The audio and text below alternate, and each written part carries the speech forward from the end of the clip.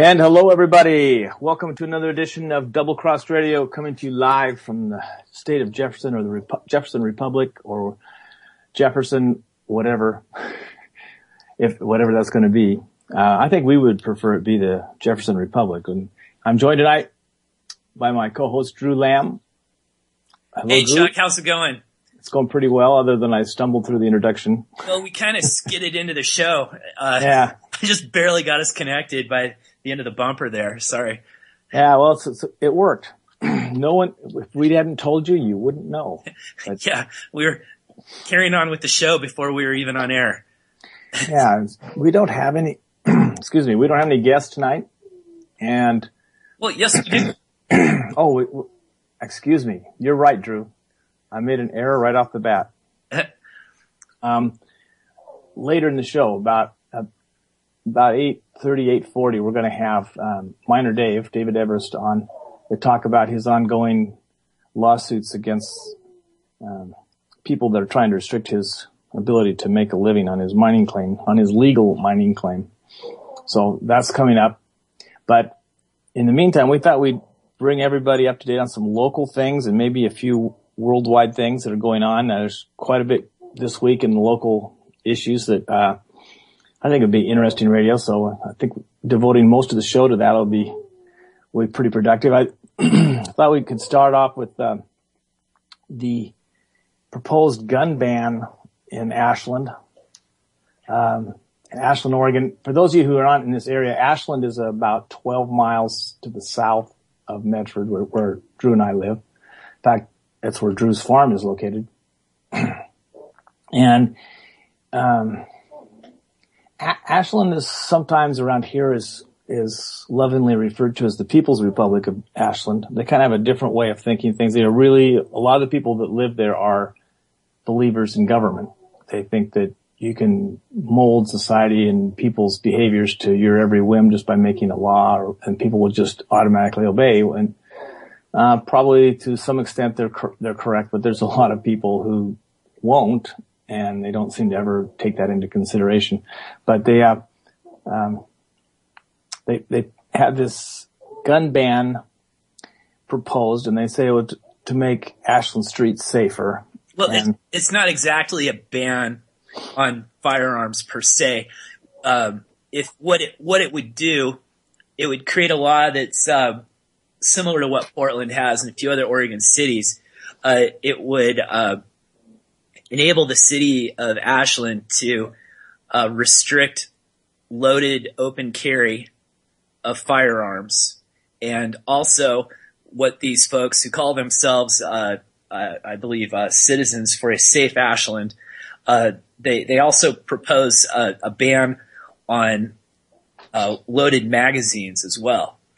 And so it's and there's one more issue too. They want to have additional restrictions on and punishment for children getting a hold of firearms.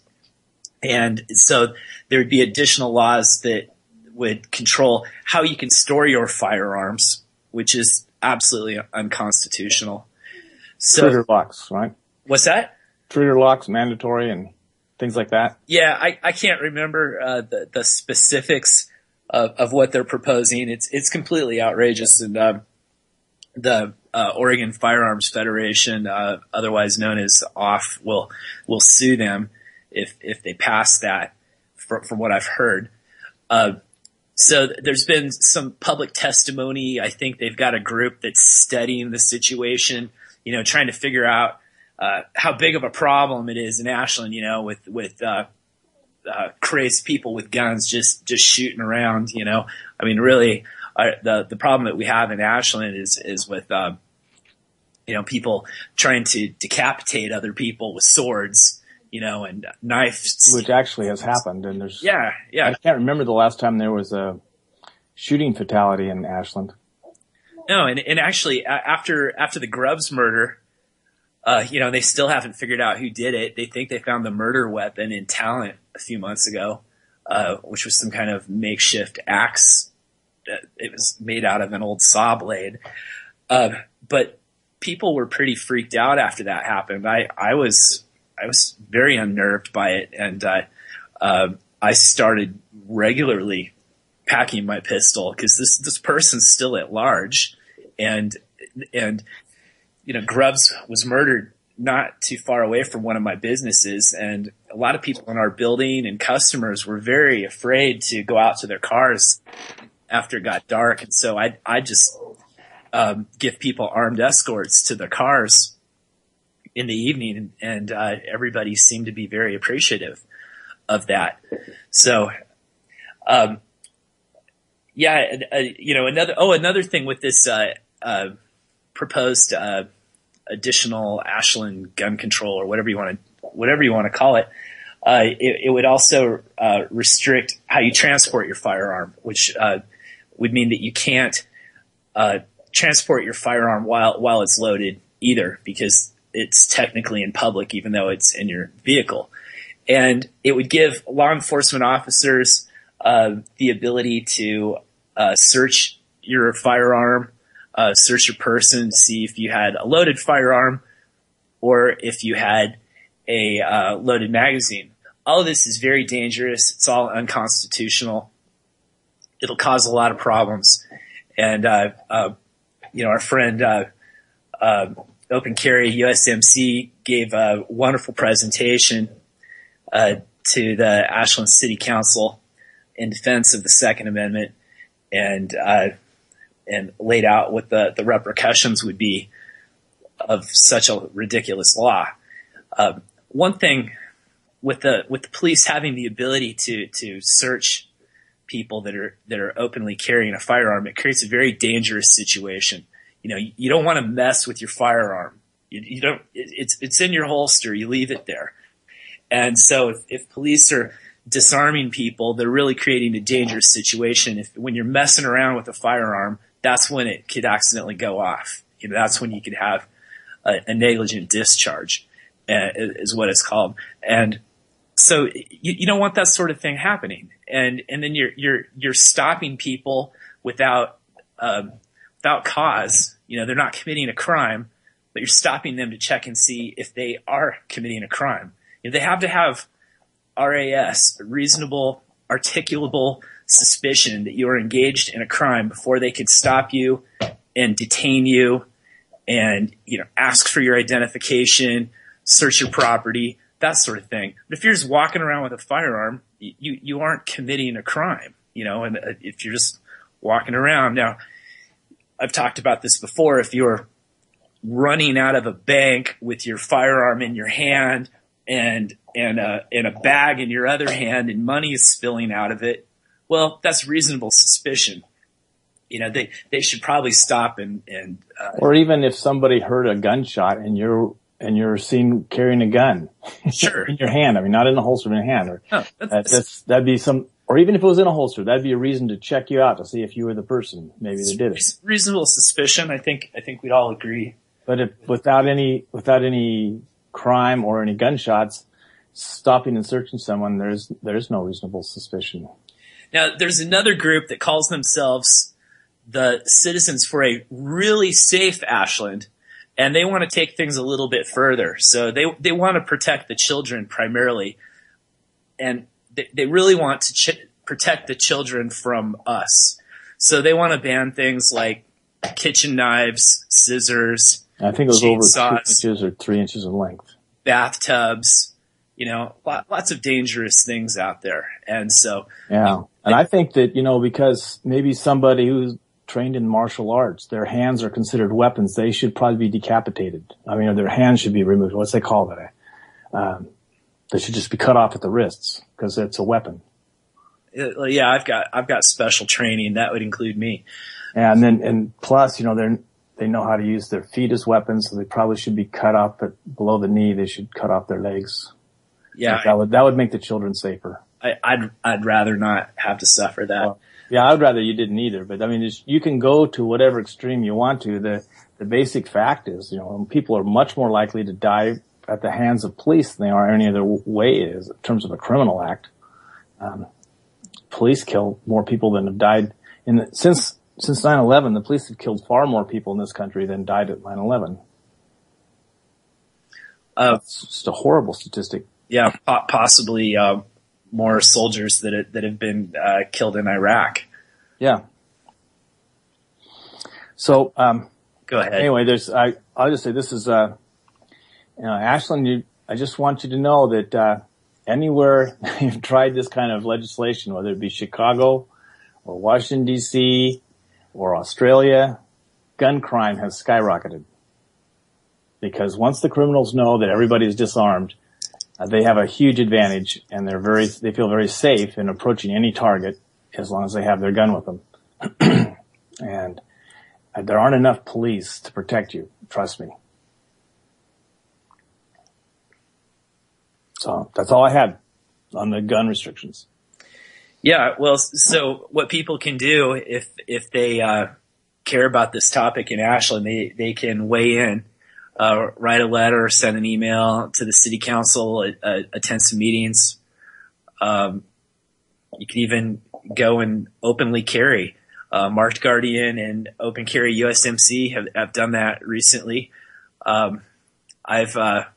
I've open carried with the Marked Guardian in Ashland before while I've interviewed him, and never had any problems.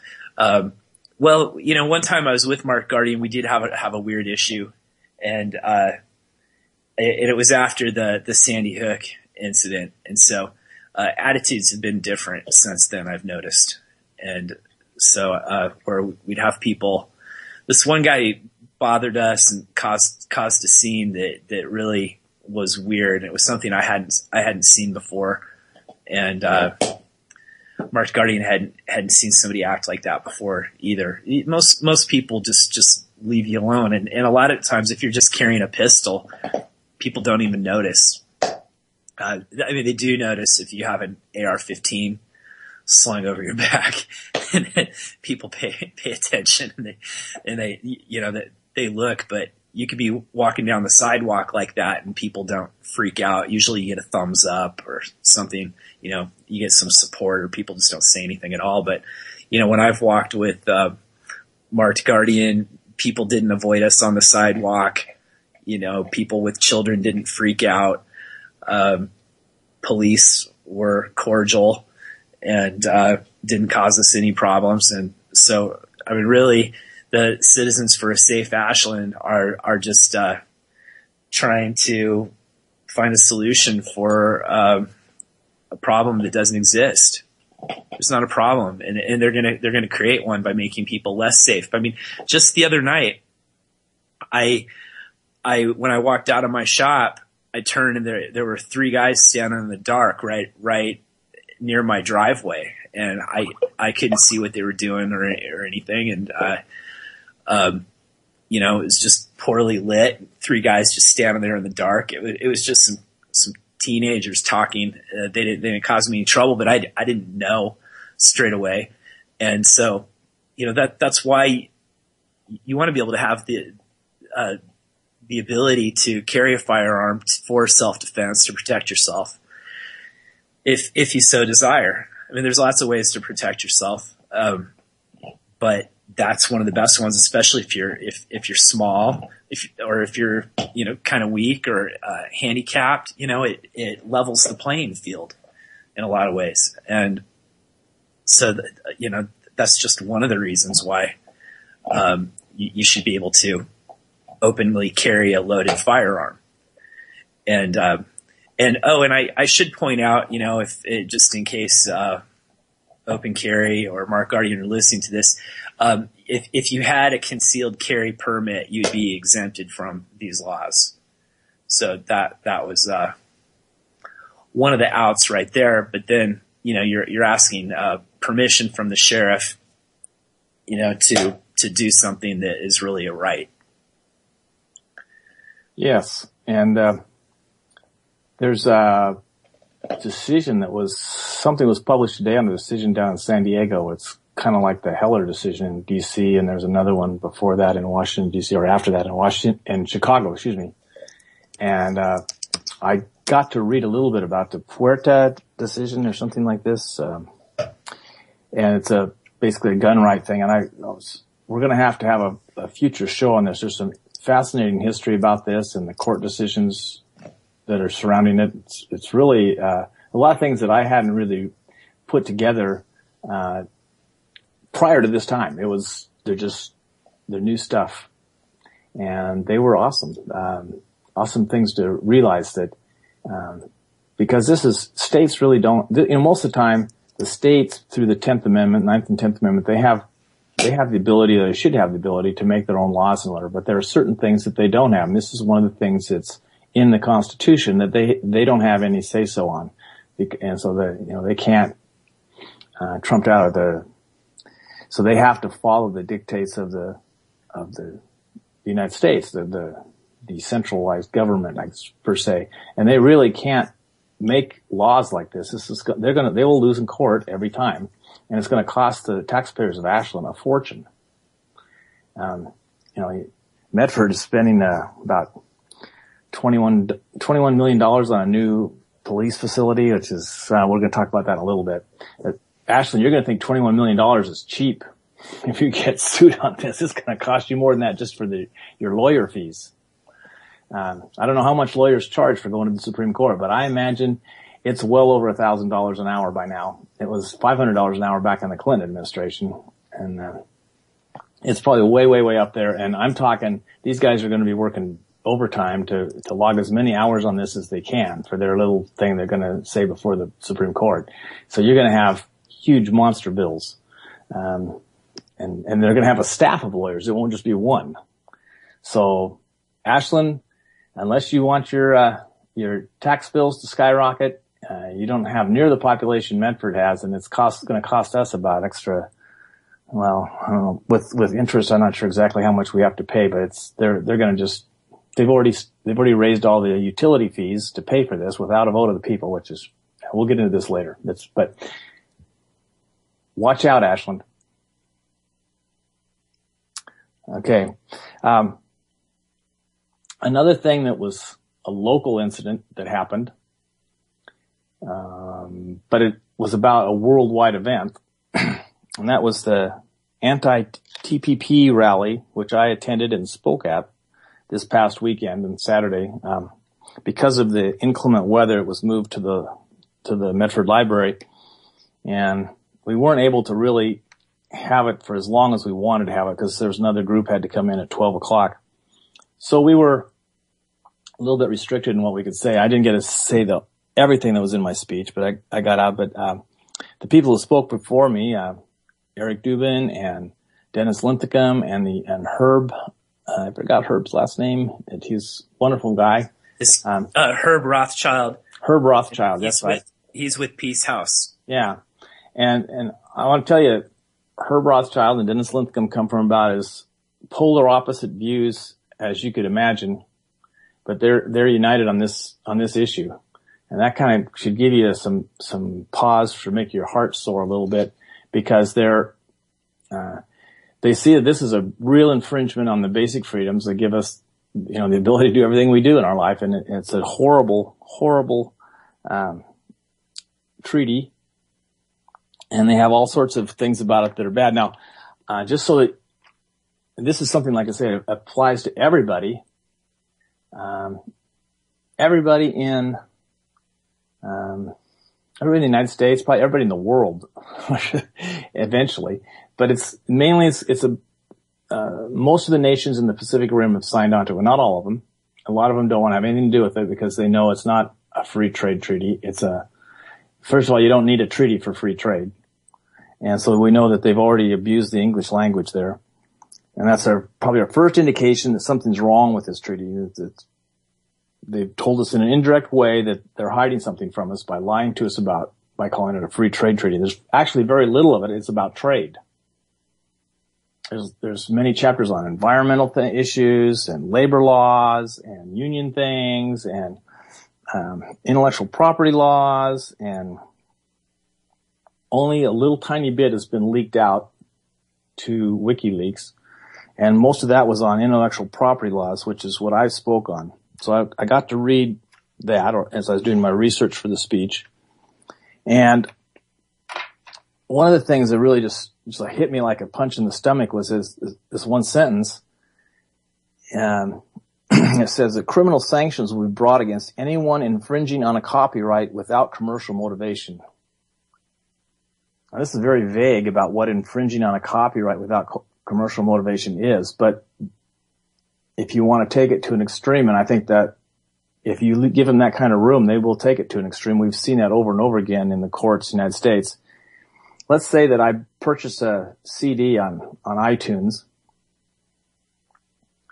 and I download the music and I have it, and I burn a copy of it onto a CD so I can play it in my car or whatever. And so I burn it and I play it in there, and I play it every once, several times. I take it in and take it out, whatever. After about 6 months, it's got a scratch and it won't play. So I got to burn another one. Well, maybe 6 months later, it won't play again. Or maybe the disc was defective, so I got to burn another one. Well, every time you burn one, that iTunes is getting a little notification that you burn another copy of this thing you did, and that's a non-commercial copyright infringement unless you have permission to do this. So that they say that intellectual property, even though you're not doing it to sell it, that's now a violation. It's a criminal sanctions will be brought against you, or it could potentially be brought against you, and they probably are going to selectively enforce this, and if they have somebody they want to get rid of or they want to put away for a while, they'll just go around. I mean, it's going to be impossible not to violate this law. I mean, if you print out a news article you want to read at lunch, and you print out some stuff you want to take with you to work and you're going to read it at lunch, then throw it away, that's a violation, because they have something they call a temporary copyright. And I mean, this is really could be very, very, very draconian. Now, some of the countries that are in this treaty, Australia, New Zealand, and Chile, to name three that were mentioned in this article that I read, they have very forward-looking intellectual property laws. They're trying to protect the property. They're trying, the intellectual property, the creative, whatever it is that went into it, and trying to let the person who is the creator allow them some ability to,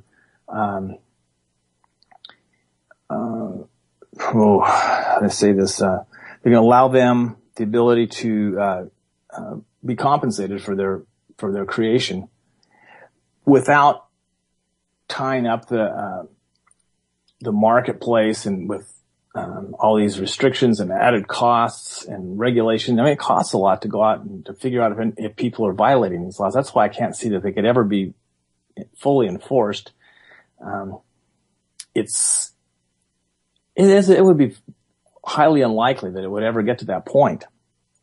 So they've put in more forward-looking laws that realize that people have printers in their home that can print it out in different fonts, so people who have poor eyesight can read it easier.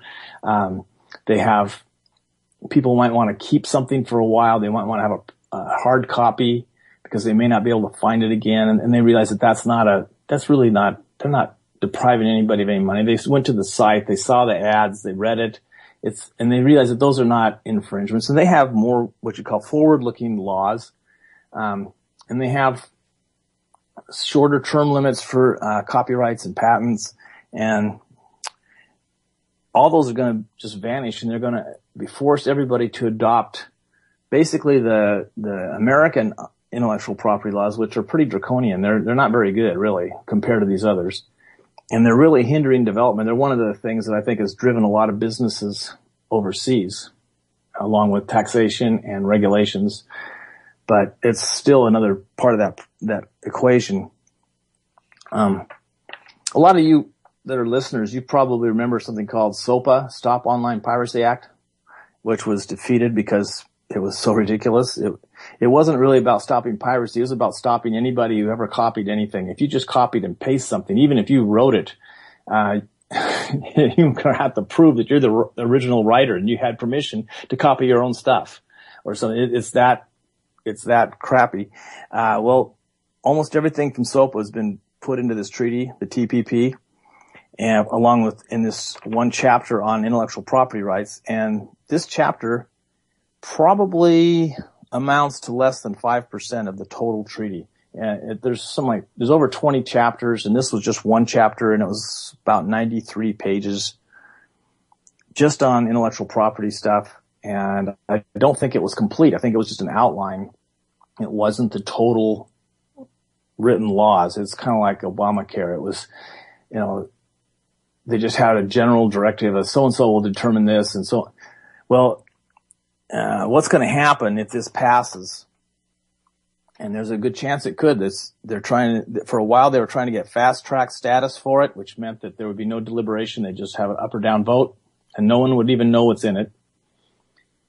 And because I think the Democrats are really feeling the heat for the midterm elections, Harry Reid took it off the table for fast track because he thought that would be an election issue that would be a wedge issue, could hurt the Democrats. So that's been kind of pushed back for a little bit, but that doesn't mean it isn't going to come back after the election's over. It just means it's been delayed and they'll probably just kind of stall it for a while.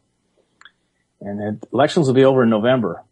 And so it could come back before the end of this year, no problem. They just do it during Christmas recess and it's done and gone with. And there we would be. We'd be saddled with this thing. It is a horrible, horrible treaty. And we'd only know a little tiny bit of what's in it, less than 5%, probably closer to 2% of what's in it. And even the 2% we know is written so vaguely, it could be even worse than I'm presenting to you tonight. It could be a little bit better, but I'm not counting on that. So it could be really, really bad. And if this does pass and they have people that they're suspect of violating the parts of this treaty, it's going to be a trade violation, and you're going to be, even if you're sitting at your home in good old USA America, people, the TPP police can come out and roust you from your house, take all the computer equipment, go through all your files looking for improperly copied documents, look at all your music stuff that you have, everything that you use to play movies, all your movie videos, if you have those, or whatever you use for whatever. They could just seize all that stuff and start gathering evidence. And you couldn't go to a sheriff, or you couldn't go to write to your congressman. You couldn't talk. Even the president of the United States couldn't save you because it's below their pay grade. Only, and I mean this, only a trade court can decide this. And who's going to be on that trade court? It's going to be a bunch of people from the industry that's trying to keep you from copying their stuff. Do you think that they care about you at all? They don't. They're not elected. They're appointed. They are working in business to try and get every dollar they can out of you, and they're going to use this trade court and the power of the assembled governments that have signed on to it to force you to do what they want, and you will have nothing you can do to stop it. You've lost. If we sign on to this treaty, we have lost our sovereignty to a foreign power. It's a treasonous act to anybody who would sign this treaty.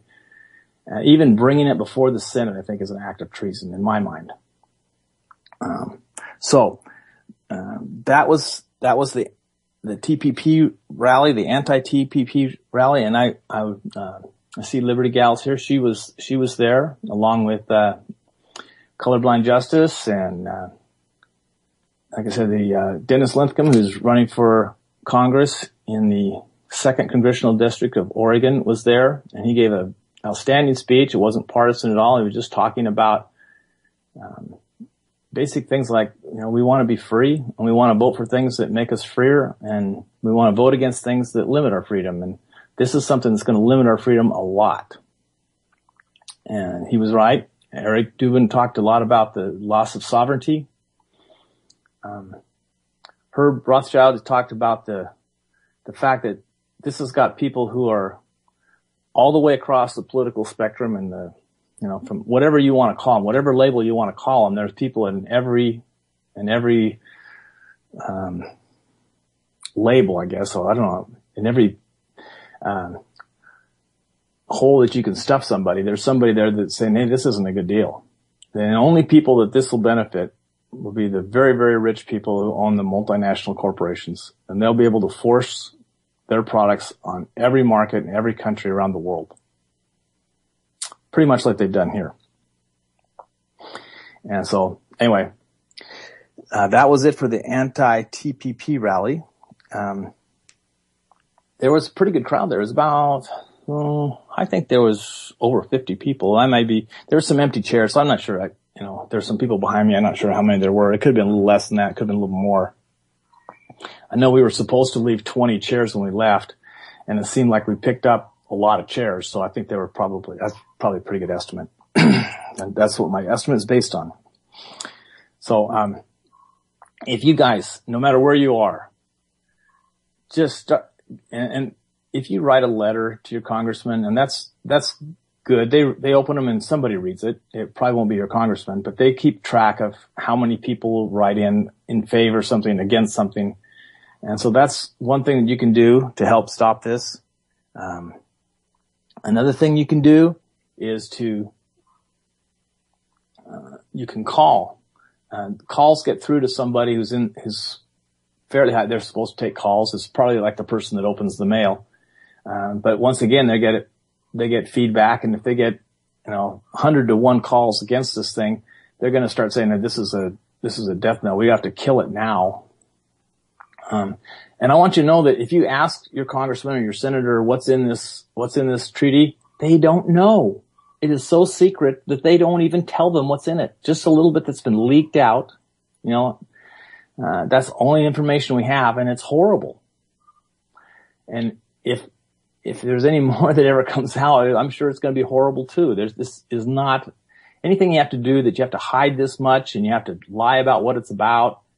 It's just telling me this is tyranny coming down the road, and it's just a bad deal. So get a hold of your elected representatives. I'm not sure it's going to do any good, but it's about all you can do for now. And it certainly won't hurt you. You're just going to be out some time, and maybe a postage stamp. And anytime there's a town hall meeting in your area and you have elected representatives there to speak, even if it's only a state representative, somebody that wouldn't be able to do anything about it, confront them on them. Ask them ask them why they don't know anything about it. Are they, where do they get their information? Why can't they do some research? They certainly have heard about it. It's a big deal. And why should this get fast track status and all that stuff? And this should be something that people are just putting the pressure on their elected politicians as much as they can, anywhere they can find them, and get them to the point where they don't even want to go to a town hall because they don't want to face people that have some truth on their side. And anytime they, look up some of the stuff on your own, and anytime they say something that isn't true, you can say, that's a lie. And just call them to it. They will get tired of that pretty quick, and they'll be telling the people who are telling them to ram this down everybody's throat that they don't want anything to do with it because they're not going to get elected if they do anything about this. So, stay on top of that one. Okay. Now we had, I saw that Kobe corrected me when I said a $21 million police station. I actually think my price is right. The total includes the fire stations too, the total that he was marking. But, in Medford, this started back in December, so this has been ongoing for about 3 months. I'm sorry that I'm so late to the party. I don't read the local paper much anymore because there's just not very much in it, and I find it's kind of a propaganda piece more than as a newspaper. So, in Medford, they just started thinking about this way back in just in the turn of the century, early 2000, and by 2004 they had hired a local architect to make an assessment as to how much it would cost to do this and kind of do some preliminary designs and anyway, the person I'm going to go ahead and name this guy. He's a decent person. I know him. Is Gene Abel. He's a local architect, and I think Gene and I probably differ on a lot of areas of philosophy, but he's a good architect, and he certainly was trying to do a good job, and I don't know any reason why he couldn't have been the guy they chose to do this. Anyway, he came in with the project costs and estimates for this plan, and he thought it would cost roughly, let's see, his original estimate in 2004 was about $10.6 million, about 30,000 square feet. And they said they needed a little bit more. And so 2012, he updated it. It said it'd be about 12 million, 35,000 square feet. And then when they had a new city planner was hired and a new chief of police, he was fired from his job as consultant. They just terminated their contract with him. And they went with someone out of town to do an estimate. And in 2013, they came in with $21 million price tag, including a parking garage, with 42,000 square feet.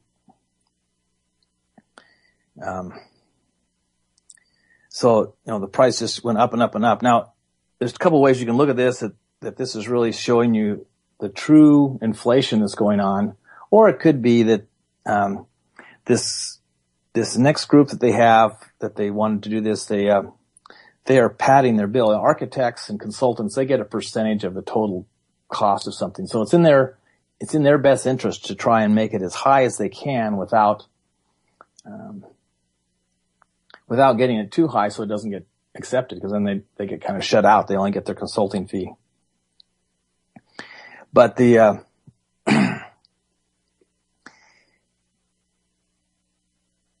city had paid Gene Abel approximately $50,000, a little bit less than that, from 2004 to 2012.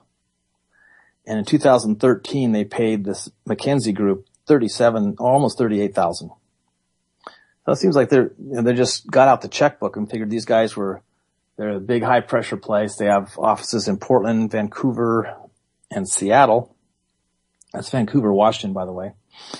And they decided they wanted to build this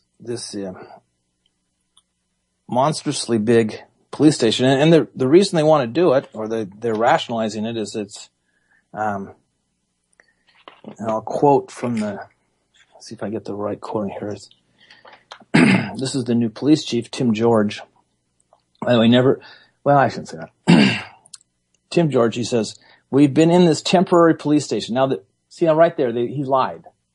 It's not temporary. They're in City Hall. It's not a temporary police station. It was built to be a police station. There's a holding cells and everything in there. It's a permanent police station. Now it's somewhat smaller and they may have outgrown it, but he calls it a temporary police station for 46 plus years. Now that's just outright falsehood. And I can guarantee you that we will be in this new building for 40 to 50 years. I says, well, yeah, that's great. And, I'm sure that's awesome, but the taxpayers are the ones that have to pay for this. Now the actual cost for just the police headquarters is $21 million plus or minus. And when I say plus or minus, it's almost always plus.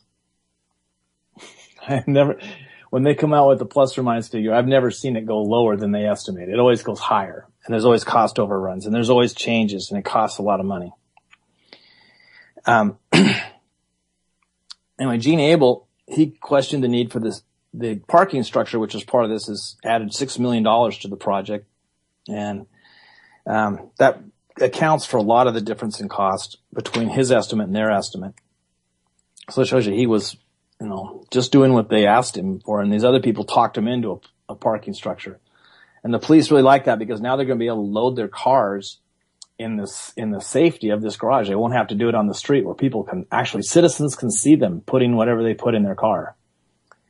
And wow. And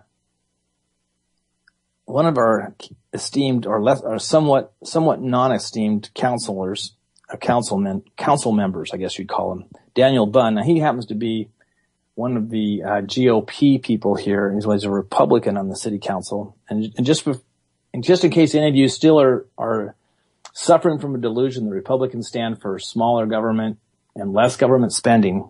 This is what this guy had to say. He said that the city conducted an extensive assessment and comparison with other cities before signing off on the size and cost of this police station. Well, sure, that's how you cut costs, making yours the same as everybody else's who's spending too much. The city could have justified a larger building, but struck the right balance between cost and current and future needs of the police department. Now, I want to meet the guy who knows what the future needs of the police department are going to be. Because that guy, he probably should be, making lots of money, being able to make those kinds of predictions. When they built the prior police department 46 years ago, let's see, that's going to be in 1967, I think, or 68. And I was still in high school then. When they built that thing, we didn't have computers, or not anything that a police would be able to use, or only the big mainframes that, it would take up a whole first floor of a building. Needed to be air conditioned down to 65 degrees to run properly. So we didn't have computers. We didn't have any kind of internet exchange so that officers could get information on, their cars now look like they're putting inside a computer console, wrapped around. I don't know how they can drive those things safely around town with all the information coming up on the screens all the time. And they're playing on their computers, and they've had several accidents in town where police have T-boned cars because they're doing something on their computer and didn't realize the light had changed and go through an intersection and T-bone something. I know at least two people that's happened to. And so anyway, Councilman Bunn goes on to say, it's so much better to do it right the first time. It would have been embarrassing to the city if we built something that didn't have adequate space for our future needs. And I want to ask you, Councilman Bunn, as in Buns, how embarrassing will it be if Medford's population continues to shrink as it's doing right now because of the high taxation you have to pay to live in the city? And they have this huge, monstrous police station that is 2 or 3 times the size of what they need. I don't know. That would be pretty embarrassing, I think. And how are you going to pay for this thing? Right now, they're saying that, don't worry, this is going to be a small amount of money that you have to pay. And we didn't get a vote on it. They're just going to add it to your utility bills, the city water and sewer bills. You're going to just have a little monthly assessment that's going to go on there, and it's they say it's not going to cost you very much. Let's see, I've got this down highlighted here somewhere. Yes, it's gonna start out at just $2 a month for the first year. So that's $24 a year, and it's gonna hit $482 a month by the 5th year. So that's gonna be approximately $60 a year increase in our taxes for this police building. And that, on top of all the other things that they've put under our utility bill, is going to be about $52 a month, which is about $600 a year they've added on there since just since they figured out they could do this without having to have a bond issue that always got voted down. So now they go around the ballot box and they just, sock it to us. And they say this fee will raise approximately $2 million a year for 30 years. Now they're making a big assumption here. They're assuming that a lot of people decide that, well, gosh, this is really expensive to live in Medford. I really don't want to live here anymore. And they move out, and occupancy rates in the apartments go way down. And so the rent goes down, and people can't afford these. No one wants to hook up to the water and the sewer because it costs them too much. No one has a full-time job. They're all working part-time. They can't afford this. So they're going to move to just outside the city limits where they're not going to be taxed by this. So it's going to really put a premium on some of those properties where they don't have those same fees. And they're assuming that nobody's going to move out and that people are going to continue to move in. I don't know if that's a good assumption. They're violating Bastiat's thing there. You have to look out for the unintended consequences. It also is assuming that it's going to come in at budget, and it's also assuming that they aren't going to have to remodel it. That is going to last 30 years. I don't know if it will. Things like, the productivity and the increase in our technology is happening at an ever more rapid pace. And, that is, I mean, you just can't deny that. That's just a fact. And it may be obsolete in 10 or 15 years, but we'll be paying for it anyway for 30. And they may have to build another one in 15 years because things are happening that fast now. Well, maybe they won't. I say, I'm not going to go out and say I predict this is happening. I say that's a possibility. And I don't hear that mentioned anywhere in anybody's language, anything they do. So, also, there was a couple of things that were said by the acting fire chief, and I don't know if they meant that as he was like a temporary fire chief or he was pretending to be a fire chief. They say acting fire chief. I know technically means he's temporarily the fire chief, but I think it kind of is funny if you think of it as that double meaning in the acting fire chief. Gordon Sletmo, he said, the new police headquarters and facilities to replace fire stations 2, 3, and 4 will provide a secure base of operation in case a disaster strikes the Medford area. I'm sure they will for about 15 to 30 years. And theoretically, they will be very seismically sound. Well, they better be more than theoretically sound. They better be actually very seismically sound, or, we're up a creek. We're going to have to pay on this bond and float another one to build a replacement for them. The fire stations are going to cost $10.4 million and afford more flexibility in case of disaster or other crises. I don't know. Flexibility must be really worth a lot to spend $10.4 million on it. I think that maybe in the future they're going to have different equipment and these fire stations are going to be obsolete very quickly. I think that this is more just, it's somebody else's money. They don't care.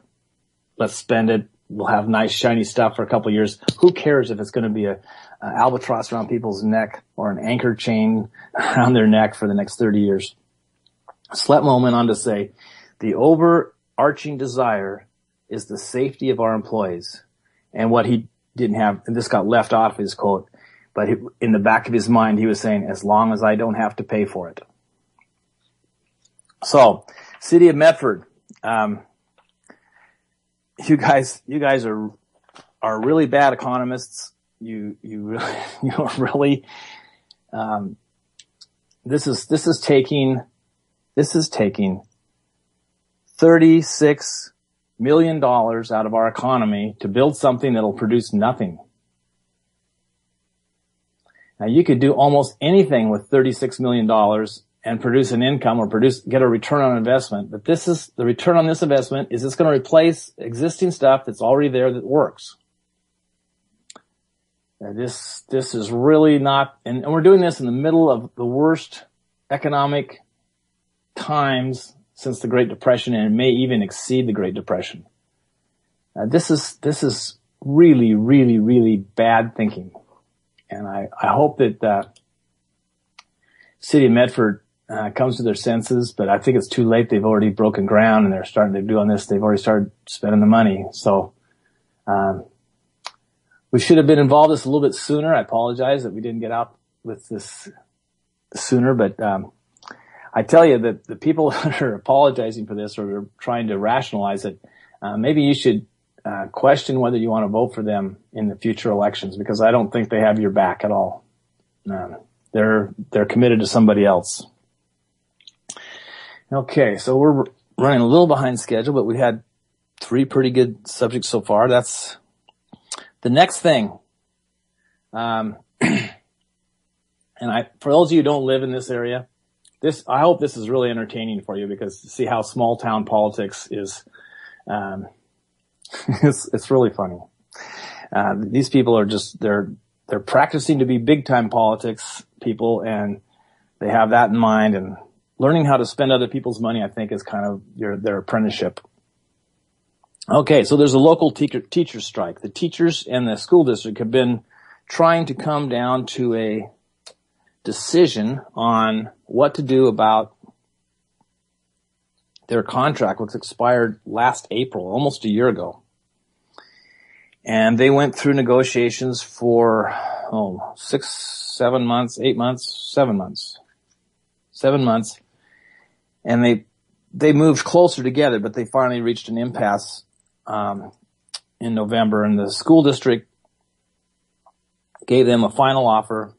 The teachers backed off some of the concessions they had made, and they submitted a final offer, and then they had to agree on a mediator, and then they were going to send things off to that. And I think the school teachers they should fire the people doing the negotiating for them. The school district offered to increase all their salaries by 10% in the middle of the worst economy since the Great Depression. They were going to give them these pay increases were going to be retroactive back to when the negotiation began. Their contract had expired, so they would get an additional, these payments per teacher would average about $500.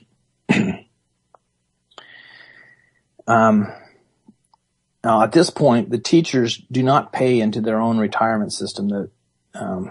The school district pays both parts of their PERS. That's what they call the Oregon retirement system for public employees. That's what PERS is, Public Employee Retirement System. And each party is supposed to pay 6% of the teacher's salary into this pension fund.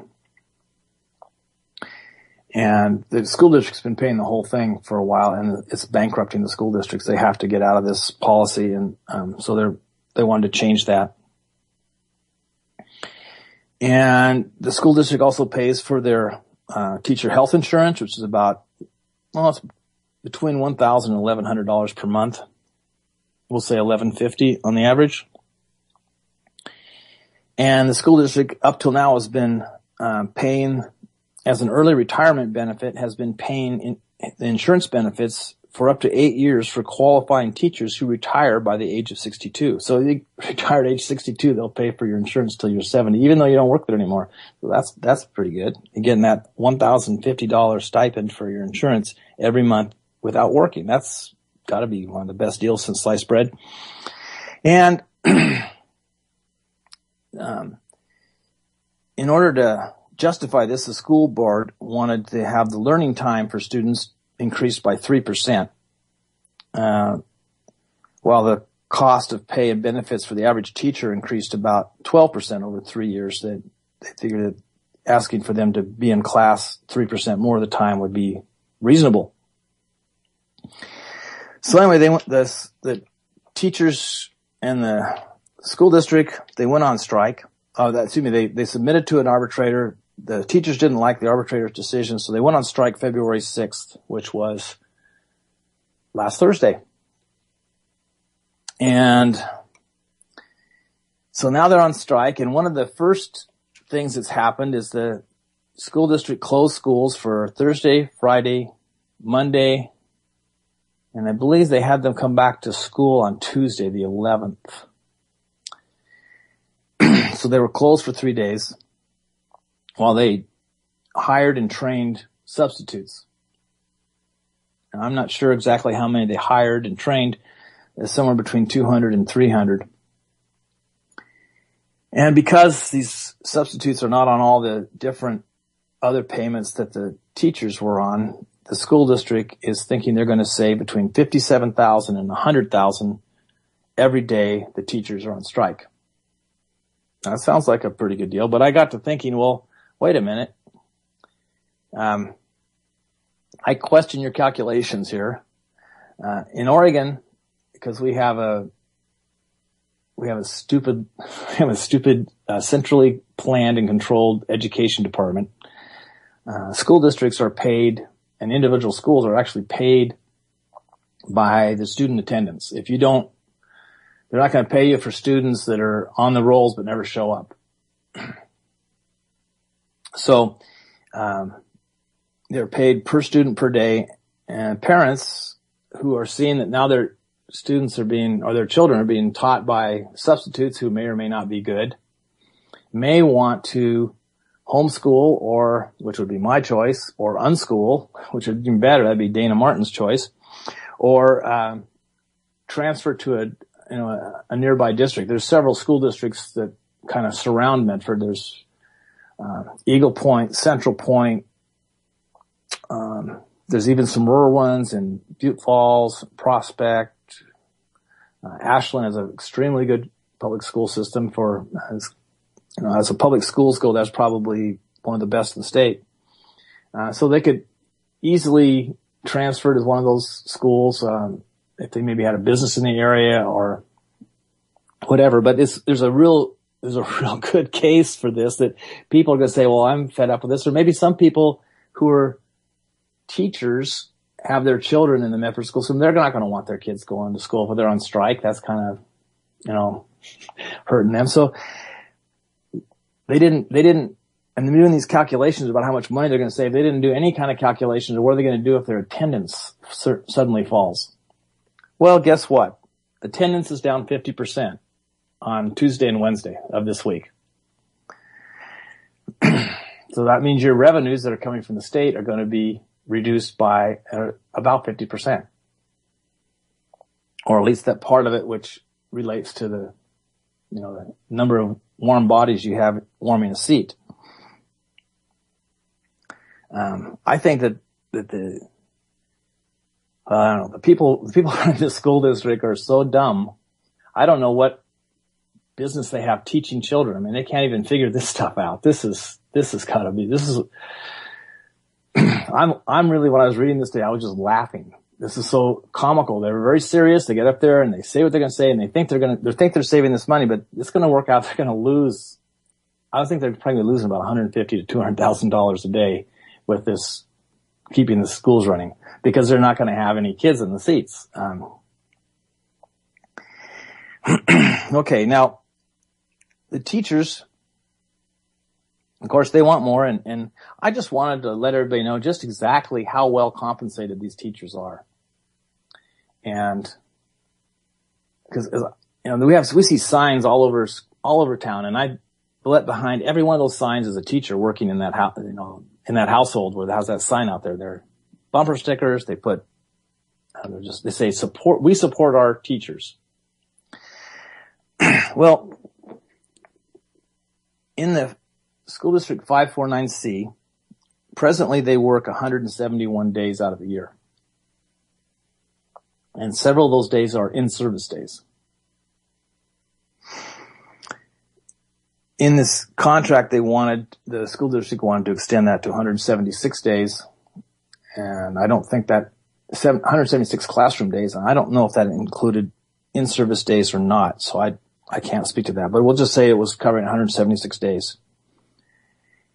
Which is approximately 2 out of every 3 working days. 261 days is approximately what you'd work if you were a full-time worker and you worked for a year. It'd be 261 days. So you don't work Saturday and Sunday. So their average salary, and let's see. Their average salary is $57,000. And so if you correct this for what a full-time person would be, that is about $85,000 if they were working full-time. And remember, they get $1,050 per month as the health insurance is paid for as a benefit. And if you extrapolate that for a full year, that comes out to about $18,700 per year. So you add those two together and we have $103,700 per year in compensation. Now as they used to say on those infomercials, that's not all. There's more. They also get their PERS compensations, which is amounted to about 12% of their salary, which is $57,000. So that's going to be about six grand, maybe a little more. And again, if we correct that for, for what a full-time equivalency would be, would be equivalent in a full-time, or for the work that they're doing in full-time equivalents, of about $9,000 a year. And that would put them at about $113,000, which is just incredible for some people in this depressed. This is like Appalachia here. So people in this just depressed area who are just scratching for a living, and these teachers they're living large. They are living large. And plus, this PERS system is so good that a lot of them, when they do retire, they get almost the same check every month that they were getting when they were teaching. So it's just unbelievable. And as I was doing this, I was telling my wife about it. Now, those of you who are regular listeners, you know that my wife is from Poland. And I asked her, how many days do the teachers work in Poland per year? She says, well, they get 2 months off only. So they work about 219 days compared to our 176. So they have 43 more days in the classroom. And they get paid 12 months out of the year like our teachers do, but they get paid about equivalent US dollars, about $700 a month. Some of the things in Poland are a little cheaper, but things like electronics and cars, they're not. They're the same price. Houses and land are a little cheaper, not much. Food is cheaper because it's produced there, but still, it works out to about $8,400 per year, and in U.S. dollars. And if you correct that for a full-time employee, it'd be about the same as $10,000 a year.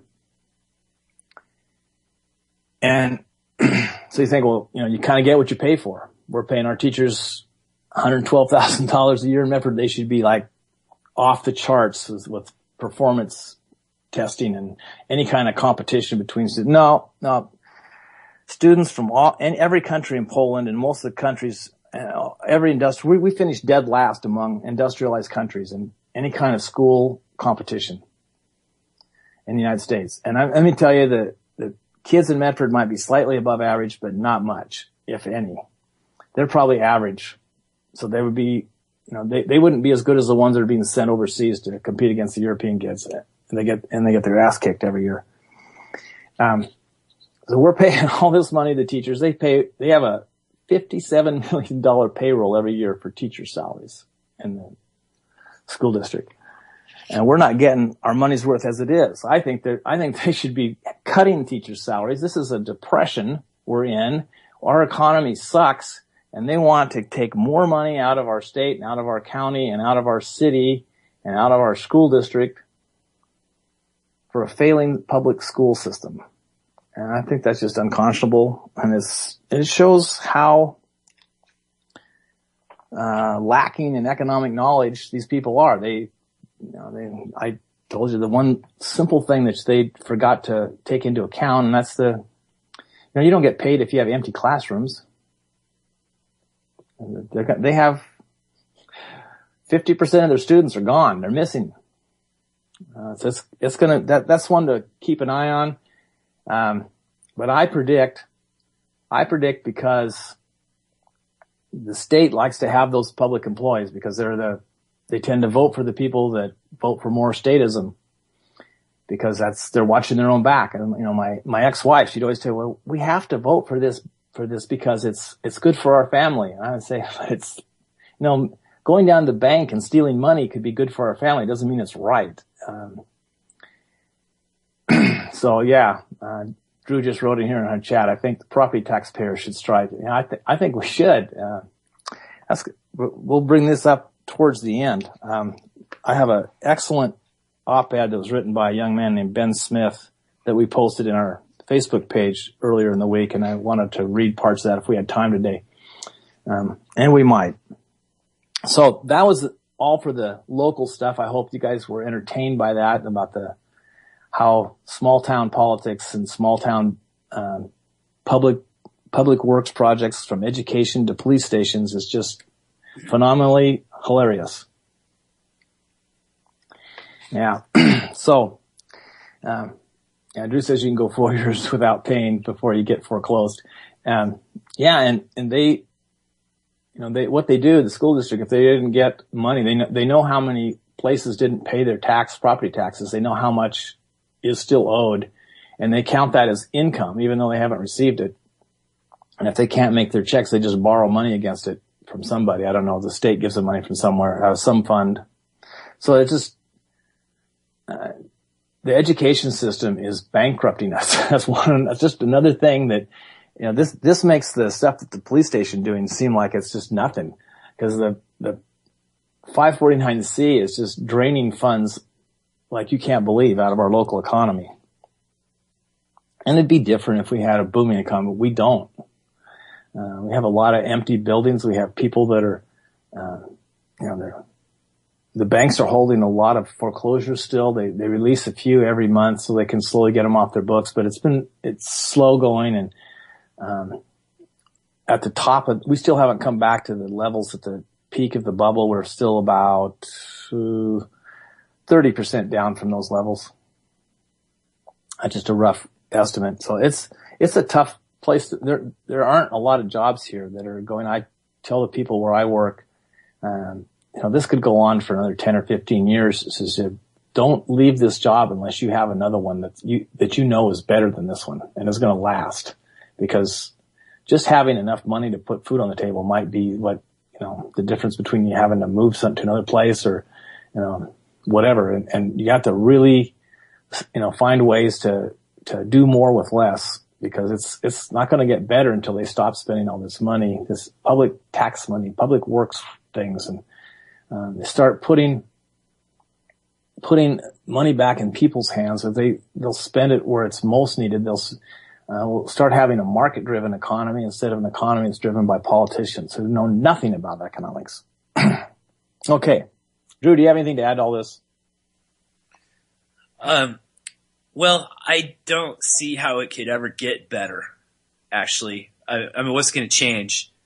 The demographics don't favor growth.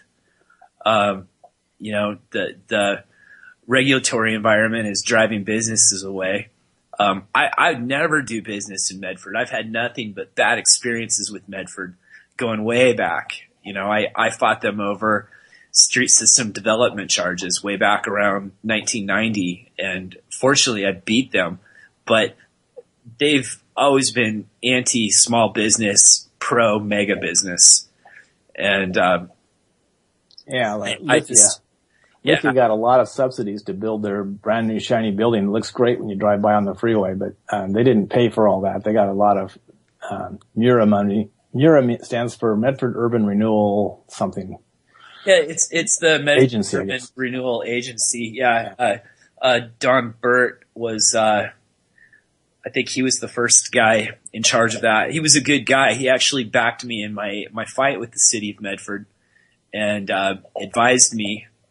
And was a real good guy, but you look at some of the parking garages, they built, those weren't just built with property tax dollars, but there was a special assessment that was charged to downtown businesses to help pay for those. And then, let's add one more thing on this, on the parking garages. These parking garages, by the time they got done, they had taken enough, because they had parking lots already there and there were people parking on the street, but they took away so many different parking spaces that were already there and making their parking garage that they didn't create a single new parking space. Right. It's the same number of parking spaces they had before, and it just cost them a ton of money to do it. And then they started having problems maintaining them. Yes. Because they have to be paved and they get potholes and there's landscape maintenance that has to be done, things like that. And they didn't have enough money for some of those things. It's ridiculous. And then if you have a business downtown, oh man, that's hard. You're always running it out, moving your car. I'd park underneath the viaduct, not parking down there, and then just walk. Drew, it's even worse now. They've changed it. There's hardly any spaces that are, almost all of them are 1 hour parking at the most. So you're not just running out and moving your car. That's all you do all day is move your car. Or you can park a mile away and walk, which is really nice if it's at night and you got to walk through a dark area with no lights and you're a single woman. Yeah, that's got to be really comforting. It's not a safe situation. No, because you have to walk down through an area where there's a lot of tramps and, alcoholics and homeless people. And most of them are harmless, but not all of them are. I think the guy that probably decapitated that poor kid in Ashland probably is one of those guys that just a little bit, some of them are kind of schizoid. I think it's probably one of those guys. Yeah.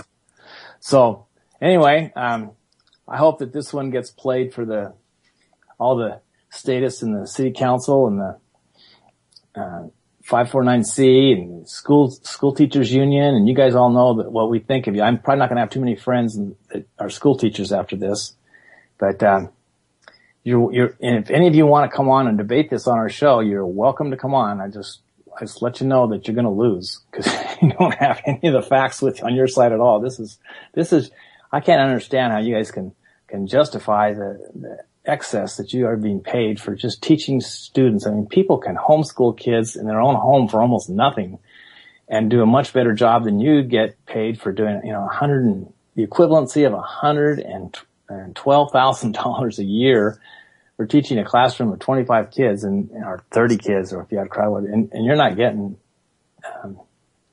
the job done. There are 30% of the kids don't graduate from high school. That's just horrible. I mean, what other business or occupation in the land could you have a 30% failure rate and still have a job? Yeah. So, and they'll say, well, we have to, the kids have this terrible home life and their parents are this. Yeah. I have yet in the worst situations where people who are drug addicts, they still care about their kids enough to try and get them in a good situation, even though they're kind of bad people and when they're getting high on drugs, they're not being very good parents. They still care enough about their kids to try and make sure they get to school every day and they do their homework at night as much as they can get them to do that. I mean, I don't know a lot of people like that, thank goodness, but we see them from time to time at the liquor store where I work, and they sit out there and they say their piece, and I can tell that they're saying it earnestly, that they really do love their kids and they just have this need to drink or to do something worse. And they did one of the TV stations, and I've tried to find more information on this, and I haven't had time to go into it depth, but one of the TV stations ran a deal. They said that 25% of the kids in the high schools in Medford were addicted to heroin. And it might have been heroin and OxyContin, because they're kind of the same thing. OxyContin is synthetic heroin, but that was on one of their TV programs. There are drugs in the schools or something, and it's this city is in trouble, and we have the schools are where those kids go, and you're associating with all these people that are pushing drugs there and things. It's okay. Another thing I wanted to add, Chuck, is that there are other organizations that use the school facilities. For example, the YMCA and a church use the facilities at Central High, I guess is what they call it now. Central Medford High, is that what they call it? I don't know. I don't have any kids, but I pay lots and lots of property taxes through my home. My property taxes, real estate that I own. My property taxes went up $700 a year this year. Plus, I have a $600 a year in utility assessment. So it's really $1,300 a year. My taxes have gone up. Yeah, and I rent business spaces on triple net leases. I pay piles and piles of property taxes. Most of those property taxes go to schools, and I don't have any kids. I never will have any kids, and the schools crank out dummies that I wouldn't want to hire, so I get nothing out of it at all. But I have to pay like crazy for it. But just back to this point with the organizations using Central High, because of the teacher strike, you can't use the facilities. Nobody could use it. So people are getting screwed over again. I mean, the YMCA and the church can't use the facilities after hours, for non-school purposes like they normally can do because the teachers are on strike. It doesn't have anything to do with the teachers. It's not like the teachers show up and unlock the doors and let them in or anything like that. The custodians are still doing their thing. I'm sure the IT people are still doing their thing, but because of the strike, everything else has to stop. It's ridiculous. And so that's why I call for a property tax strike. Property taxpayers, go on strike. Stop paying. They won't take your property. You can go for about 4 years. The interest will accrue, but I'll tell you, if a bunch of people did it for just one quarter, it would have a major impact. I can tell you this, if I'm my real job is we're involved in managing a trust which owns a lot of rental property. I mean, a lot. And if we just missed 1 year's payments, that would be a serious blow to the budgets. Serious blow. Just that trust. It would be huge. Yeah, that'd be a big blow. It's just these people that they have that same attitude that acting fire chief. I still think that's funny. But they have the same attitude that he does. Is, we want to be proud of our schools. We want to build some more Taj Mahals for our kids to come and get addicted to heroin in and to learn nothing. We want to spend every bit of that tax money on huge salaries for teachers that teach these kids nothing, and then blame it all on their parents. And if you ever talk to a teacher, that's the first thing they'll do. They'll start blaming the parents. They won't take any responsibility at all for their ability to teach. I mean, and I taught school for a while. I quit as a teacher because I didn't think I was very good. I was pretty mediocre, but a lot of people, that's about the best job they could ever hope to have because they're not that smart. And that's probably the easiest major at any college in America is education. And so if anyway, enough about that. We've pretty much trounced. And by the way, that's offer is good. Any teachers that want to come on and debate us, we'll hook you up and we'll try and be fair. But you know what our opinion is. You better have your facts with you when you come on here, and you better, you're gonna have a hard time changing our minds. We can go and get the budget and really get into this, how much money is wasted at trying to educate kids, which they don't do. I mean, we're on to other things. We've been talking about Bitcoin on this show for a long time. We started back last summer. It's been almost a year since we had Sam Price on. I think he was here in May or June. It was just after I got back from Poland, I believe, wasn't it, Drew? Yeah, that sounds about right. Yeah, so it's been almost a year, 10 months. And you may have heard in the news that Bitcoin had some real problems. There was Mt. Gox had to kind of suspend trading, and one of the other ones, I guess, now has had to do something because there's some people have found a way to steal Bitcoin, and so they have to shore up their security on this. And I think, to me, it's something that they're going to take care of. It's probably a major inconvenience if you have it there and you need to get it out. And it may not be something they can fix. It may be something, one of those things that the people that are stealing are going to be, they're going to be more creative than the people trying to keep them from stealing. I don't know, but it's complicated. The problem is complicated, and wouldn't affect most users of Bitcoin. There's a hack or an exploit that could take place, it's really, really technical to try to explain this, but it has to do with the blockchain being hacked. But it doesn't cause the Bitcoin to be duplicated, really, because you can only one. Well, in a way, it does duplicate the Bitcoin, but only one transaction can go through. I hope I'm explaining this correctly, but I think that the problem in and of itself is, I think, too much has been made of it. And perhaps, Mt. Gox could deal with something like this by basically guaranteeing to cover anybody that sustains some sort of a loss or a problem, because of the exploit, much like how, credit card companies will take care of you if somebody steals your credit card or steals your credit card number. I mean, that happens constantly. It seems to happen to me at least once a year for some reason. Somebody does something with a credit card that I have, and I don't know how it happens, but the bank usually catches on to it and goes, oh, somebody has your credit card number. We've refunded all the money. Here's a new account. And they take care of it. So I still think that Bitcoin is more secure than credit card transactions. Yes, and it's probably more secure than fiat currency, but our good friends at J.P. Morgan had weighed in on this issue, and I found that as a disclaimer here, I want you all to know that I detest J.P. Morgan, J.P. Morgan Chase and Chase Bank and all that and everything they stand for.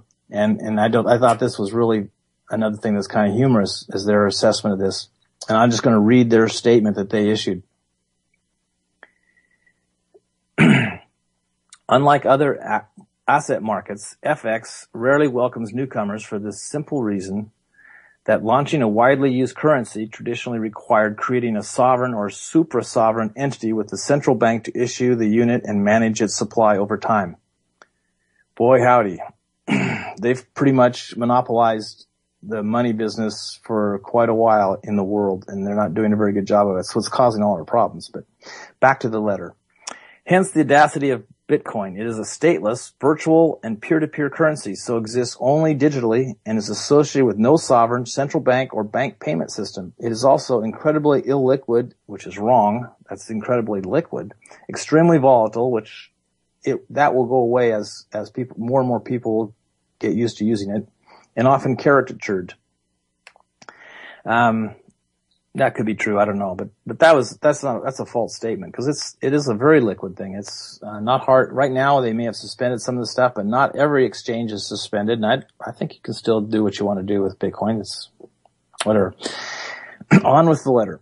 After a brief Economics 101 refresher on the required functions of money, this research note addresses various frequently asked questions around this virtual currency.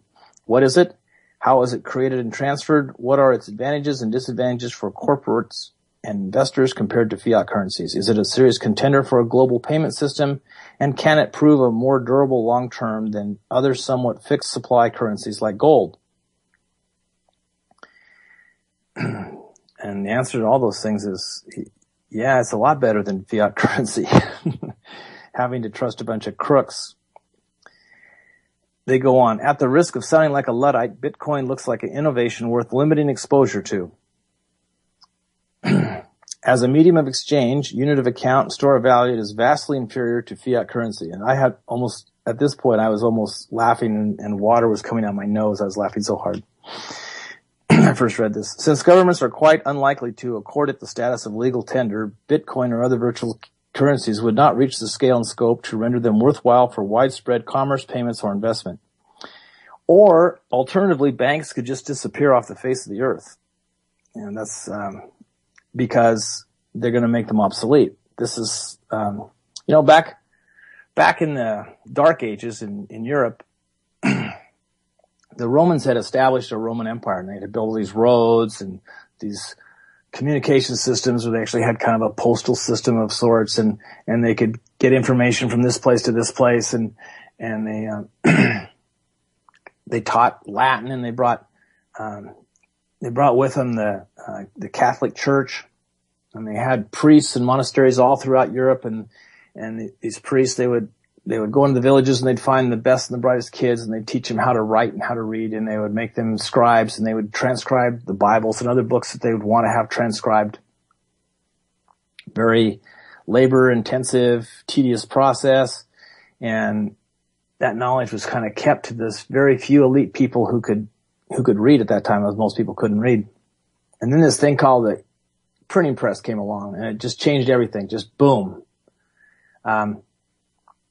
Here you have a printing press that can print the Bible in no time, and everybody can have a copy, and soon everybody had a copy, and everybody was learning to read by reading their Bible. And then there was another book they were printing, and another, and information was starting to spread all throughout Europe, and it was here's this new information overload going on with these printed books, and a renaissance began in most of Europe. Now there was technically only a little tiny bit of Turkey was in Europe. There's part of right there at the Straits of Bosphorus that separates between Asia and Europe, and a little bit of Turkey is on the western side of that. But we'll for the sake of the argument, we'll make Turkey part of Europe for now. Turkey was under the Ottoman Empire. They prohibited printing presses in the Ottoman Empire. But that advancement of information was so great. And at the time, the Ottoman Empire they were the largest empire on the face of the earth. They were hugely successful. They through a combination of, they had some economic acumen, and they were very good looters. And so they were kind of running roughshod over the people, and they had pretty much taken over most of the Balkans and Greece, and they were very involved in that area, but they prohibited the printing press from coming in there. Well, in a span of 50 years, they were suddenly behind the rest of the world because of that move. And J.P. Morgan, you guys are gonna find yourself in that same thing if you don't wake up and smell the coffee, because this Bitcoin isn't going away. The present version may not be the one that eventually sticks, but eventually they're going to fix all these problems, and it's going to be the way to do it, because it's going to make banks and all their stupid fees and money for nothing and the ability to create money and spend it before anybody else knows it's been created, and to get hard commodities for nothing. The money is created out of thin air. That's all going to disappear. And only people who produce something are going to be able to get Bitcoins, or there's about 10 or 15 different kinds of digital currencies that are being produced now. There's Verticoin and Dogecoin and Kittycoin and Litecoin. It's there's more. I don't know all there are. There's a lot of them. I'll just put it that way. I'm not sure how many of them are real and how many of them are just scams to try and get people to don't forget about Coinye. Coinye? Yeah, Coinye. The Kanye West coin. Oh. Yeah, that's probably one of the more popular ones. I think there's a Max coin. Yes. Or Max Kaiser. Although his coin got some really bad reviews. I think there's some bugs in that one. I think it'd be cool to develop a Jefferson Republic cryptocurrency. Yes, it would. We should. If I knew more about computers, I'd be working on it right now. So many things to do, so little time. Yes. I gotta find a way to substitute for sleep. Then I can get caught up on some of this stuff. Yeah, I think that's called meth. No. Yeah, I don't want that one. Okay, so, anyway, back to their letter. Bitcoin's greatest appeal is the apparent cheapness of peer-to-peer fund transfers, though it is unclear how economical these transactions truly are when the virtual world interacts with the real world. It really isn't. I mean, if any of you have ever done because I have a family that lives in Poland, when we want to send them money, it costs us money. It costs us, we can send a certain amount through, like a MoneyGram. It costs about $10. You get over a certain amount, suddenly it's $20. You go through a bank to make a really secure transfer. It costs $40. And that's just little, that's just like small ticket stuff. If you're transferring millions of dollars, it costs hundreds of thousands of dollars. Sometimes up to that. It could cost 4 or 5%. So for the big spenders, the big cats out there, the guys that really have money, the real estate developers, the people that need to go through an escrow. I mean, can you think how much escrow fees are going to be on a $100 million condo project on a beach resort somewhere in South America?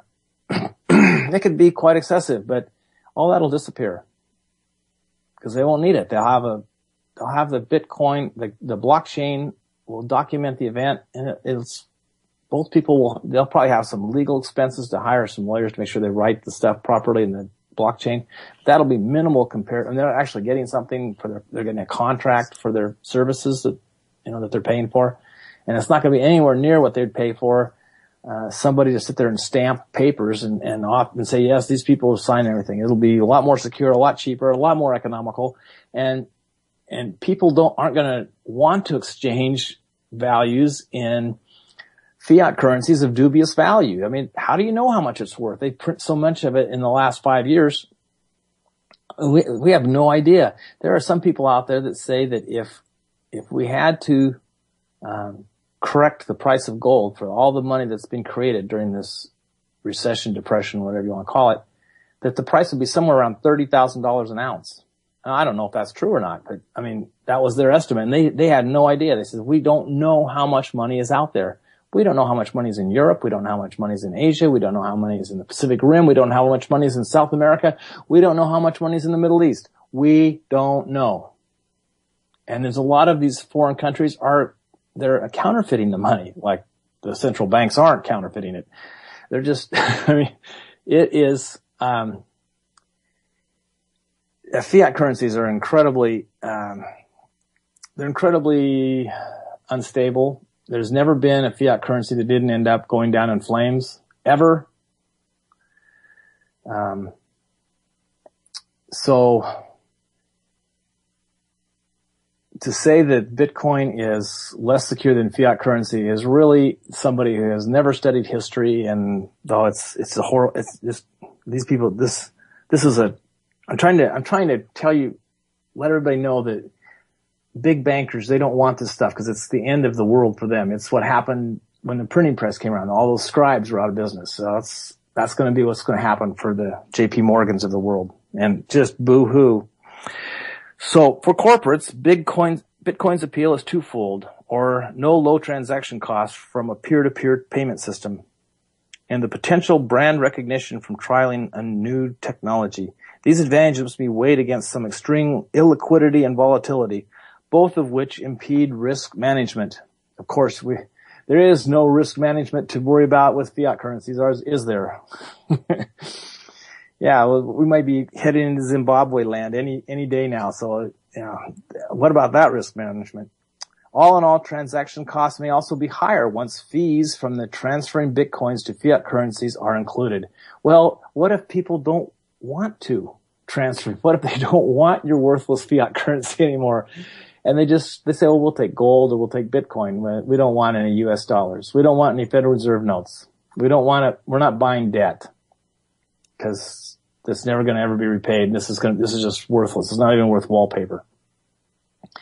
Investors normally avoid an investment with Bitcoin's trading properties. Well, that's the way you have shown Bitcoin's trading properties to be, although I have showed those properties as you described them to be false, that you're lying.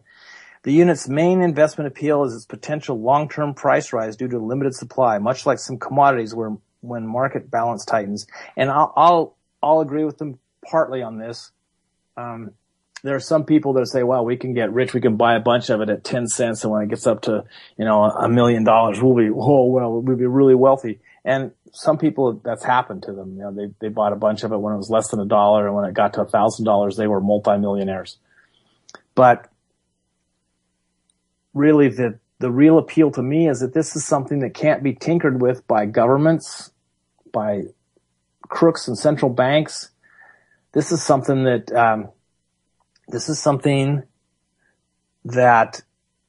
it's free market currency. And if it serves a purpose and if it provides people with the ability to transact think of all the taxes things you could avoid, because there's no way they can intervene and ask for your record. Just tell them, there's no record. It's all encrypted and you can't see it, and I'm not going to tell you. And if you're going to crack down on me, I'm going to move to another country and I'll transact my business there. Thank you. And so it's going to encourage things like, people that want to grow hemp or something like that. They'll be able to grow it and sell it all around the world because it's legal product. Nobody says it's illegal, but it's just illegal to grow it in the United States. But you could maybe grow it off. If you were like a Jefferson Republic and you told the government where they could shove it, you could grow it and sell it all around the United States and just take Bitcoin for it because you don't want that worthless fiat crap. And you could trade for the things you want within the Jefferson Republic with other people who are growing food and making clothes and building houses, and it could be a virtual currency for a Jefferson Republic. It would be awesome. And anyway, the last concluding statements from JP Morgan. Investors normally avoid an instrument with Bitcoin's trading property. The unit's main investment appeals potential long-term price rise, which I already said. Much like some commodities, when market balance tightens. Market balance tightens. What that means is when quantitative easing is running out of control, when hard commodities which are scarce and in short supply their values are made to increase by the flood of dollars that are being, created digitally. I mean, they're not even printing them on a printing press anymore. They're just putting ones and zeros in a computer and crediting them to people's bank accounts. So anyway, I thought that JP Morgan's letter was rather telling, and there's a lot of false information in there. And if you're interested in Bitcoin, I'd continue to keep an eye on this. If you've already got some, I'd continue to hold it. I think they're going to fix the problems. I don't know if they'll be able to fix them permanently. I think it's going to be better and better and better as time goes on. And I really do believe that the human mind can achieve all sorts of great things if it's given the proper incentives. And if we give up on it too soon, and we might miss out on something that could really free us from the slavery of the central banks. I recall our guest last week, Jordan Page, the great Jordan Page. In one of his songs that he wrote, he says, "The bonds of slavery are forged with paper chains." And he's talking about, he's talking about the central banks, the Federal Reserve notes. For a dollar bill to be produced, it has to be first, go into debt for a dollar. And so every time they need another dollar, they go another dollar into debt. And it isn't really debt so much. It's a encumbrance on the taxpayers to have to pay a bank back. And because you can never pay it back, they get, more and more property that they can take in lieu of money. Kind of like they did in Greece. They went through and they kind of had a fire sale, and they foreclosed on a lot of public buildings, things that the Grecian people had built with their own tax money or thought they had. But because of the debt that they incurred that they couldn't repay, and they kept getting bailed out by going further in debt. That's a hell of a bailout. And eventually they were, left holding the bag. So our advice to people right now is do your own research, as always, because we're not financial investors. But I really think that Bitcoin or something very similar to it is the way of the future. And I hope that you don't give up on this because there's a little bump in the road here.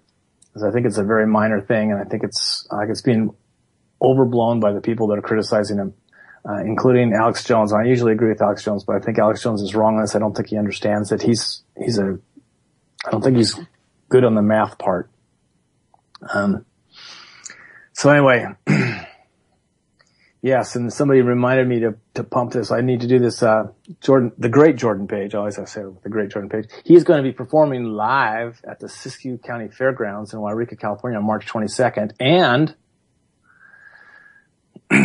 it's going to be a thing which you can support the Jefferson Republic movement and can learn about all your questions answered and have speakers. It's going to be a very festive occasion. I'm sure you can meet other people of like minds, and I really encourage everybody to go to that. And so that's all there is about Bitcoin right now. And I hope. So Chuck, I want to challenge you. I purchased 5 tickets. Yeah. Online on the Jefferson Republic's website. So I challenge you to match my purchase. Okay, I'm going to do it, but I have to wait until March 1st. Okay. So I just recently made a purchase. I'm tapped out for a couple of weeks. But I'm looking at my purchase right now and I'm loving it. Money well spent. So all those other noises you guys were hearing, they've vanished. We upgraded, serious upgrade here. Yep. Okay, now. Audio's great. We have one more thing to bring up today. We have with us, joining us right now is Miner Dave, who's a frequent guest and a very welcome guest. He's kind of become a friend of both Stu and I. Liked hearing from him all the time. We talked to him over the weekend while I was painting my room in my house. I was talking to him about all this stuff he's been doing and the podcast he's been posting on YouTube and his YouTube channel. So without further ado, Miner Dave, how are you doing? I'm doing real good just this evening. It's a very good show you've got going for yourself. Oh, thank you. I want you to, before we go into all your stuff, I want you to pump or advertise your YouTube channel and tell everybody how to get to it? And yeah, the easiest way to get to it is to go on YouTube and type in Keeper of the Republic. My videos will come up. Okay, Keeper of the Republic. And if you you can hit me on the tweets, or what do you call it? The one with the bird. I've been putting out tweets on the records that are in Josephine County and Google bookmarks.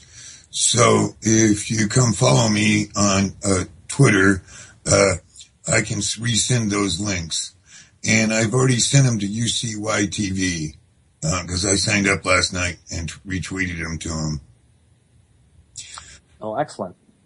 And Dave is also, from time to time, you may post copies of some of the documents that he files. You might do that on YouTube too. I don't know. You could take screenshots I'm not sure how of to do that yet on YouTube. I'm just learning how to use the thing, and I've been doing it all on my own with a little bit of Drew's help. Thank you, Drew. Yeah, Dave, no problem. I hope that software that I found for you worked. Did it work? Well, I found out that I just had it on mute. Oh, wow, great. So you got your YouTube. The thing told me, that's the nice thing about Linux is it'll say, maybe you need to unmute it. So now you can crank out some MP3s and... I can do the videos. For some reason, I've done some audios, but there's not enough content in what I've done to upload them onto YouTube. Okay, so you're really close to being able to launch your show. I'm getting close. I'm hoping that maybe one day me and you could sit down and you could do a podcast together. Okay. And I might have to meet you. You either could come out here if you got something with Wi-Fi, or I can come to you if you got Wi-Fi. Yeah, we could just meet up at the farm and or at my house, and we'll do your first podcast. Or we could come to the newly remodeled studios in the above ground bunker. Yeah, that sounds good. Yeah, with the three of us could do one. Anyways, now to what I got to get at. A patented claim, unpatented or patented are equal. A patented claim is one that's you get an ultimate title, and what I got with my claim is a possessory one, and I've been demanding for the Forest Service to show me a superior title, and they failed to do so. So I found out about coordination from Fred Kelly Grant, a former U.S. attorney that the Mining Association paid for me to go, but Casanelli brought it to Josephine County, so people went to seminars. So I took that seminar, and I learned how to do government-to-government coordination once I figured out what kind of government I was going to form, which is a republic, under a republic form of government, but it'll be private property kind of government because I own, within the bounds of my claim, a mining district, which is a government, a township, and an unincorporated city. So I filed a tort a week ago today in U.S. court down here in Medford because they have jurisdiction over coordination. They don't have it under infringement of patent. And so I figured they would just remove. He'd recuse himself because he's a named defendant. Instead, he recommended a motion not a motion because he'd be allowed to do that, but he's making a recommendation for dismissal, and that's a decision. He can't make a decision as a defendant, as one of the defendants. And so yesterday, I filed removal of this case to the U.S. Court of Appeals Federal Circuit. It's also a trial court because they have jurisdiction over patent infringement, and Executive Order 12630, which is a takings implication assessment. This is required for all agencies to fill out when it's dealing with private property where there's federal lands around. If they're going to do a regulatory takings, they have to pay you for it. and it's an executive order signed into law by Ronald Reagan. Framed from a federal court, from a U.S. Court of Appeals for the Federal Circuit in D.C. It comes, the case originally was filed in there. A rancher won $111,966,010 $12.10 in a reward. And then there was other plaintiffs in there that won in various amounts. And then Supreme Court, they appealed it to the Supreme Court. Supreme Court denied cert. And so Congress and Ronald Reagan, with their administration, wrote this executive order, and it was approved by Congress. They haven't done a takings implication. Worse yet, they don't have I've asked this question to the BLM director, which I've not gotten the answer from. That's an answer in itself, means he agrees with me. There is no trustee. But I've asked him, who is the trustee administrator for the valuable mineral deposit granted trust? And because I talked to another BLM trustee of something else that I was referred to, he wasn't the right trustee. So basically, U.S. District Court had coordination. They could have recused themselves, both Judge Panner and Magistrate Clark, and we could have went under government coordination. But because he's recommended that, and Judge Panner's a rubber stamp for Magistrate Clark, I decided that the jurisdiction properly fell under patent infringement, and I moved the two questions there, plus all the other ones that are on record where I told them they could get them. And the Board of Josephine County Commissioners approved me for government-to-government coordination, and it was a change in policy. And when I filed my tort, somebody asked him a question, because the county is the named plaintiff in this case, along with me, because they agreed to coordinate.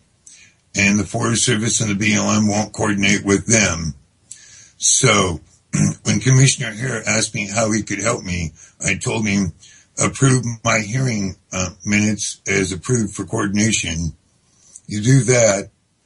And he goes, well, if I do that, can you help the county? And I said, yes, I can put your name on as plaintiff and I'll sue. And he agreed, and he's a man of his word. He came through and he got the board to pass all of it. It was unanimous. They approved it in the consent calendar. They made no comment that they approved it. And so now, me, my government, as I am Secretary of Mining for Twin Cedar Mining District Township, unincorporated city, are now have another question, because see, I put evidence of a public-private partnership with Southern Oregon Regional Economic Development. And as you know, they were in last Sunday's paper. They're having problems because they manage a trust for the Forest Service in their public-private partnership. And back when, before they did all this, Dave, I'm going to interrupt you just a second. Let's go over that again. This was the So Ready, correct? So yeah, they're Southern Oregon Regional Economic Development, Inc., in a partnership with the city of Medford, which is city of Cave illegal. Junction. And this is not they were trying to set up a regional government.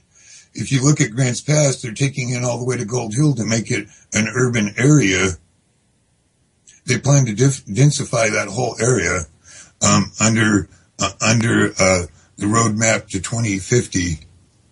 Yes. And you got the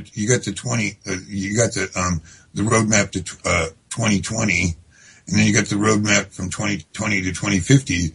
So you have to pay attention to this stuff. And I'm pointing out public-private partnerships are against the Smith Act and the McCarran Act, because they're making an attack on the Constitution, and by attacking the Constitution, oh, by the way, they're attacking property rights, because they don't believe in property rights. They believe you are the subject matter and they're the overlords in a socialist public-private partnership. I think we fought a war over that because even Roosevelt said a republic form of government or a democratic government is incompatible with public-private partnerships. And that's a direct quote from our famous four-term president. Yeah, who was certainly no small government guy. No, he wasn't. So anyways, I digressed from my tort. Because I have a patent infringement, I was saving that as my ace in the hole because, see, I can sue any time on that. But I wanted to do it through government-to-government coordination so that I could make public record in my commissioners' meetings. And I even got Jackson County to approve it. If you go to the November 6th video, I tweeted out because they have a tweet button on it, you could tweet it out. And I did. And that was in a meeting I was at Jackson County. And then I went to the 13th, and looks like they approved it because their minutes are in the record. So. Yes, I think so. And by the way, I think all you people out there don't think you can do anything. You just, you don't know. Minor Dave, he's doing an awesome job of destroying tyranny all by himself. Just he's taking it down brick by brick by brick until they have nothing left to stand on, really. And I'm just so impressed with what he's doing. It's amazing. Just remember, I'm fighting more than one seven-headed Leviathan. Mm-hmm. The seven-headed dragon. I've connected all the dots.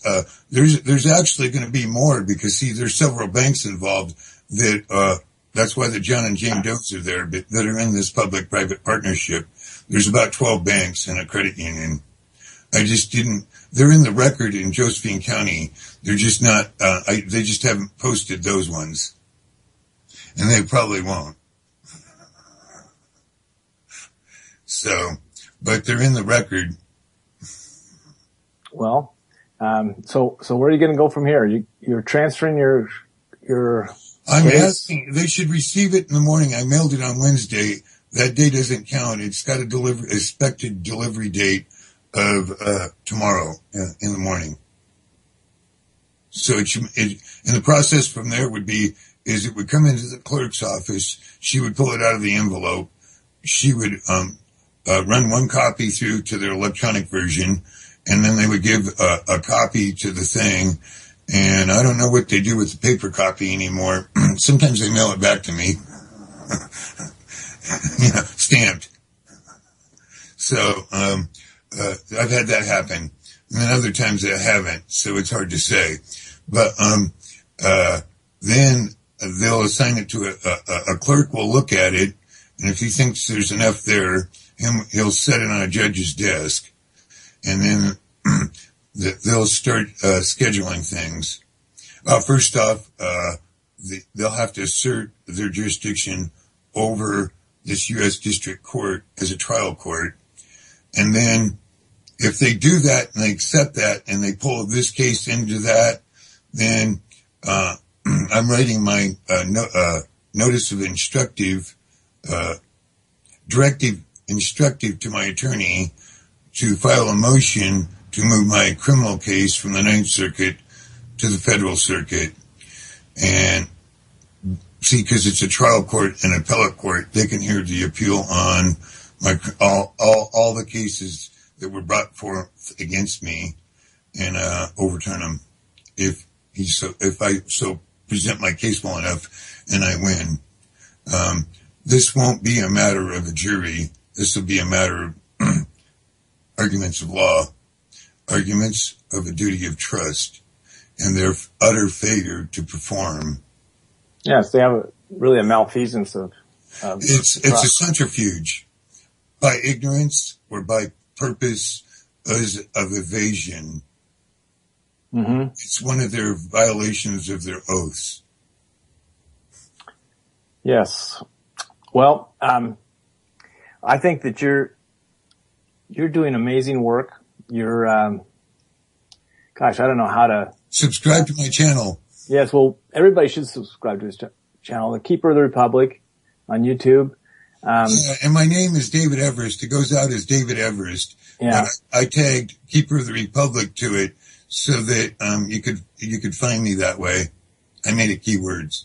But I think if you use Dave's example here is something that you can do, and you find I think he got to the point where he didn't have anything left to lose, and suddenly he realized he was free to go after these guys, and there's nothing they could do to him they hadn't already done. And he's beating them at their game. He's using the laws that are there to protect us to defeat them. And it's really inspirational. I'm getting a lot from him. I try and help you when I can, and you're doing awesome. Thank you. I just learned politics from my mother, and I learned law from my friends. Yeah. Well, you're doing an awesome job. We're getting close. And I merged them. And, I had one other thing I had prepped for today. I don't want to cut you off, so we may have a couple more comments here, but, I had one last thing saved, and I don't have time to do it, but I'm going to post it here in the chat. It's a op-ed that we put on our Facebook page earlier in the week, and it's just awesome. I don't know how many people ever got to see it. It's the title is it's by Brandon Smith, and it's at the Personal Liberty page, and the title is Non-Participation and Decentralization as Primers for Revolution.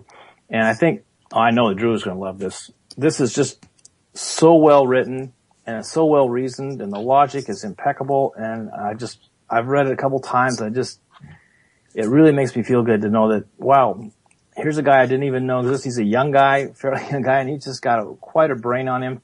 And I hope that any of you that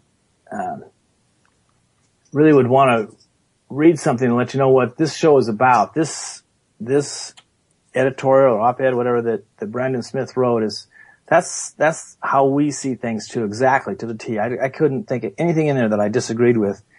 And, sometimes we have to kind of play within the system to get where we are, but, I question that strategy after I read this because I said, no, right. Drew's right. We just gotta keep on going. So, that's another edition of Double Cross Radio. Thank you everybody for listening, being in the chat room. It was a great chat tonight. Dave, thank you for joining us at the end of the show. Awesome news for you. And, goodbye everybody.